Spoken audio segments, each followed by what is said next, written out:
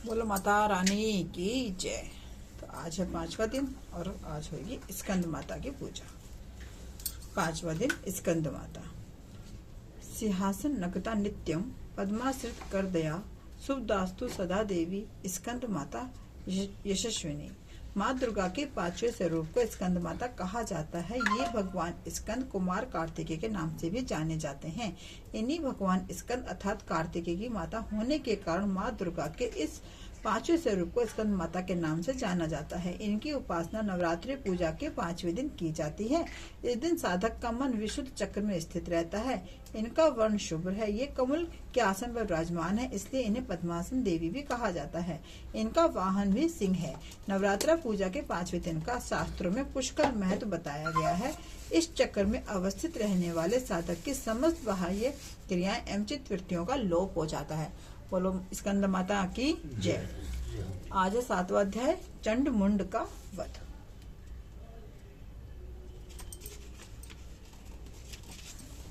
ऋषि बोले, तदंतर शुंभ की आज्ञा पाकर वे चंड मुंड आदि दैत्य चतुरंगनी सेना के साथ अस्त्र शस्त्रों से सुसज्जित होकर चल दिए। फिर गिरिराज हिमालय के स्वर्ण में ऊंचे शिखर पर पहुंचकर उन्होंने सिंह पर बैठी हुई देवी को देखा। वे मंद मंद मुस्कुरा रही थी। उन्हें देखकर दैत्य लोग तत्परता से पकड़ने का उद्योग करने लगे।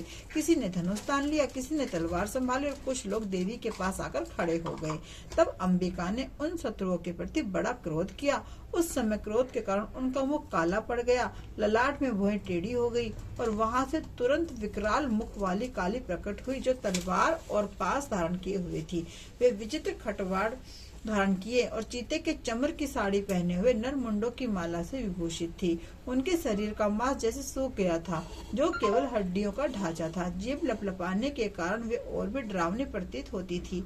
उनकी आंखें भीतर को धसी हुई और रक्ताभ थी। वे अपनी भयंकर गर्जना से संपूर्ण दिशाओं को गुंजा रही थी। बड़े बड़े दैत्यों का वध करती हुई वे कालिका देवी बड़े वेग से दैत्यों की उस सेना पर टूट पड़ी और सबका भक्षण करने लगी। वे पाशव रक्षकों, अंकुशधारी महावतों, योद्धाओं और घंटा सहित कितने ही हाथियों को एक ही हाथ में पकड़कर मुंह में डाल लेती थी।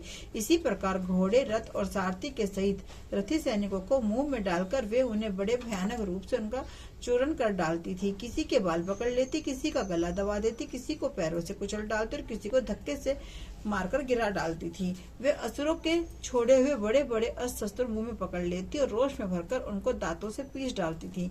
काली ने बलवान एवं दुरात्मा दैत्यों की वह सारी सेना रोंद डाली, खा डाली और कितनों को मार भगाया। कोई तलवार के घाट उतारा गया, कोई खटवाड़ से पीटा गया और कितने ही असुर दांतों के अग्रभाग से कुचले जाकर मृत्यु को प्राप्त हुए। इस प्रकार देवी ने असुरों की उस सारी सेना को क्षण भर में ही मार गिराया। यह देख चंड उन अत्यंत भयानक काली देवी की ओर दौड़ा तथा महादैत्य मुंड ने भी अत्यंत भयंकर बाणों की वर्षा से तथा हजारों बार चलाए हुए चक्रों से उन भयानक नेत्रों वाली देवी को आच्छादित कर डाला। वे अनेक चक्र देवी के मुख में समाते हुए ऐसे जान पड़ते थे मानो सूर्य के बहुतेरे मंडल बादलों के उदर में प्रवेश कर रहे हों। तब भयंकर गर्जना करने वाली काली ने अत्यंत रोष में भरकर विकट अट्टहास किया।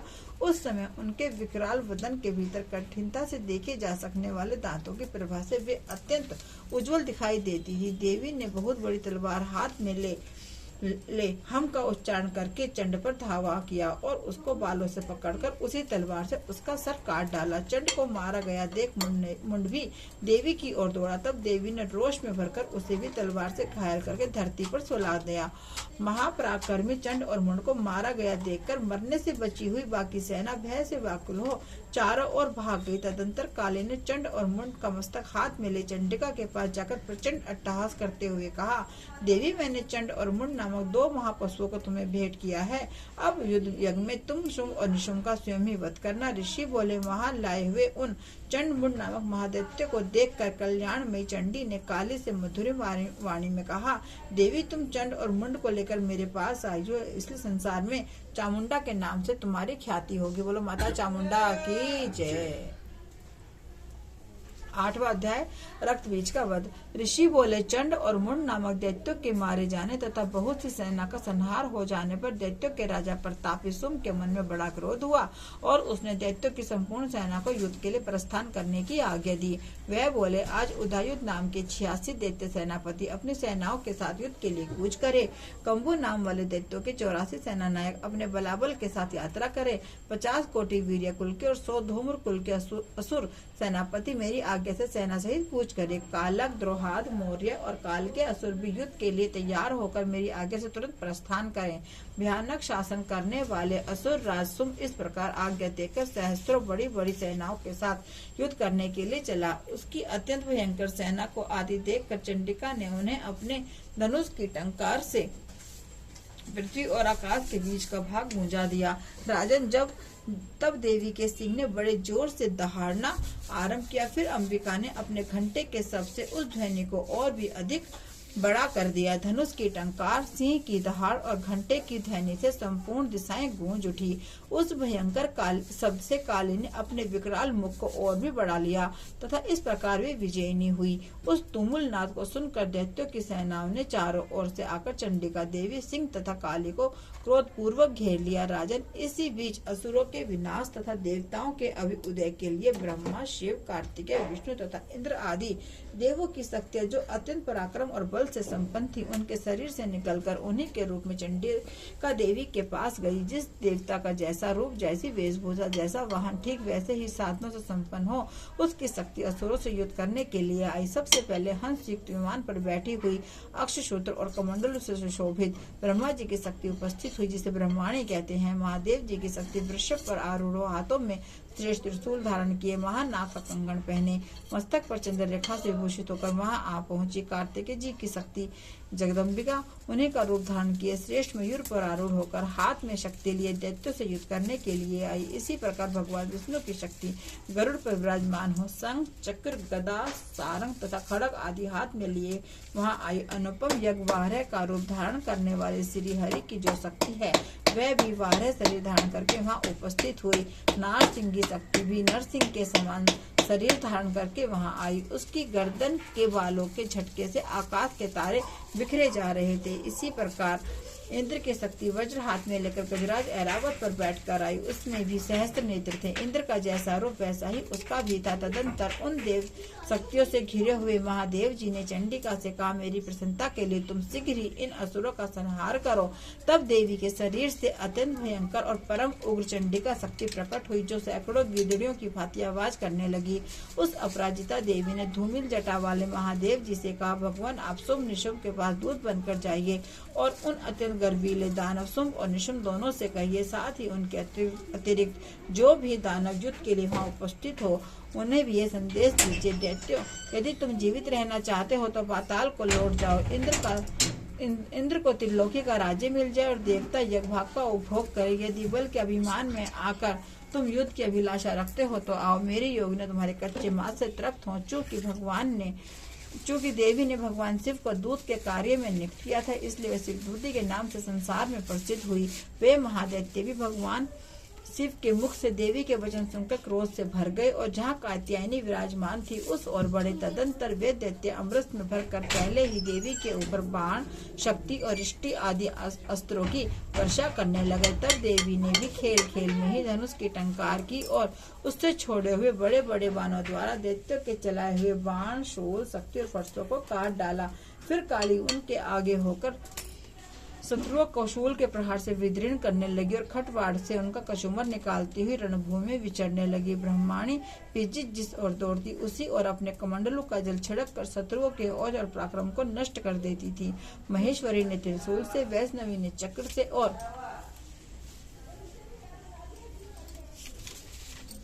अत्यंत क्रोध में भरी हुई कुमार कार्तिकेय की शक्ति ने दैत्यों का संहार आरंभ किया। इंद्र शक्ति के वज्र प्रहार से विदीर्ण हो सैकड़ों दैत्य दानव रक्त की धारा बहाते हुए पृथ्वी पर सो गए। 12 शक्ति ने कितनों को अपने थूकनों की मार से नष्ट किया। दाढ़ों के अग्रभाग से कितने की छाती छेद डाली और कितने ही दैत्य उनके चक्र की चोट से विदीर्ण होकर गिर पड़े। नरसिंही भी दूसरे महादैत्यों को अपने नखों से विदीर्ण करके खाती और सिंहनाद से दिशाओं एवं आकाश को गुंजाती हुई युद्ध क्षेत्र में विचरने लगी। कितने ही असुर शिवदूती के प्रचंड अट्टहास से अत्यंत भयभीत हो पृथ्वी पर गिर पड़े और गिरने पर उन्हें शिवदूती ने उस समय अपना ग्रास बना लिया। इस प्रकार क्रोध से भरे हुए मार्तगणों को नाना प्रकार के उपायों से बड़े बड़े असुरों का मर्दन करते देख दैत्य सैनिक भाग खड़े हुए मातृगणों से पीड़ित दैत्यों को युद्ध से भागते हुए देख रक्तबीज नामक महादैत्य क्रोध में भरकर युद्ध के लिए आया। उसके शरीर से जब भी रक्त की बूंद पृथ्वी पर गिरती तब उसी के समान शक्तिशाली एक दूसरा महादैत्य पृथ्वी पर उत्पन्न हो जाता। महाअसुर रक्तबीज हाथ में गदा ले इंद्र शक्ति के साथ युद्ध करने लगा। तब इंद्री ने अपने वज्र से रक्तबीज को मारा। वज्र से घायल होने पर उसके शरीर से बहुत सारा रक्त टपकने लगा। उसके शरीर से रक्त की जितनी भी बूंदें गिरी उतने ही राक्षस उत्पन्न हो गए। वे सब रक्तबीज के समान ही वीर्यवान, बलवान और पराक्रमी थे। रक्त से उत्पन्न होने वाले वे राक्षस भी अत्यंत भयंकर अस्त्रों शस्त्रों का प्रहार करते हुए मातृगणों के साथ घोर युद्ध करने लगे। पुनः वज्र के प्रहार से जब रक्तबीज का मस्तक घायल हुआ तब रक्त बहने लगा और उससे हजारों राक्षस उत्पन्न हो गए। वैष्णवी ने युद्ध में रक्तबीज पर चक्र का प्रहार किया तथा इंद्री ने उस दैत्य सेनापति को गदा से चोट पहुंचाई। वैष्णवी के चक्र से घायल होने पर उसके शरीर से जो रक्त बहा उससे जो उसी के बराबर आकार वाले सहस्त्रों महादैत्य प्रकट हुए। उनके द्वारा संपूर्ण जगत भर गया। कौमारी ने शक्ति से, वाराही ने खड़ग से और महेश्वरी ने त्रिशूल से महादैत्य रक्तबीज को घायल कर दिया।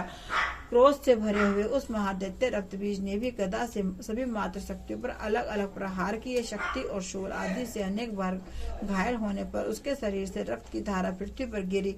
उससे भी निश्चय ही सैकड़ों असुर उत्पन्न हुए। इस प्रकार उस महादैत्य के रक्त से प्रकट हुए असुरों द्वारा सारा संसार व्याप्त हो गया। इससे उन देवताओं को बड़ा ही भय हुआ। देवताओं को खिन देख चंडिका ने काली से शीघ्रता पूर्वक कहा, चामुंडे तुम अपना मुंह और भी अधिक फैलाओ तथा मेरे शास्त्राघात से गिरने वाले रक्त बिंदुओं और उससे उत्पन्न होने वाले महादैत्य को तुम अपने इस उतावले मुख से खा जाओ। इस प्रकार रक्त से उत्पन्न होने वाली महादैत्यों का भक्षण करती हुई तुम रण में विचरती रहो। ऐसा करने से उस दैत्य का सारा रक्त क्षीण हो जाने पर वह स्वयं नष्ट हो जाएगा। उन भयंकर दैत्यों को जब तुम खा जाओगी तब दूसरे नए दैत्य उत्पन्न नहीं हो सकेंगे। काली से यह कहकर चंडिका देवी ने शूल से रक्तबीज को मारा। तब काली ने अपने मुख से उसका रक्त ले लिया तो रक्तबीज ने वहां चंडिका पर गदा से प्रहार किया, किंतु उस गदा प्रहार ने देवी को तनिक भी वेदना नहीं पहुंचाई। तत्पश्चात रक्तबीज के घायल शरीर से बहुत सारा रक्त गिरा, किंतु जो ही वह गिरा त्यों ही चामुंडा ने उसे अपने मुख में ले लिया।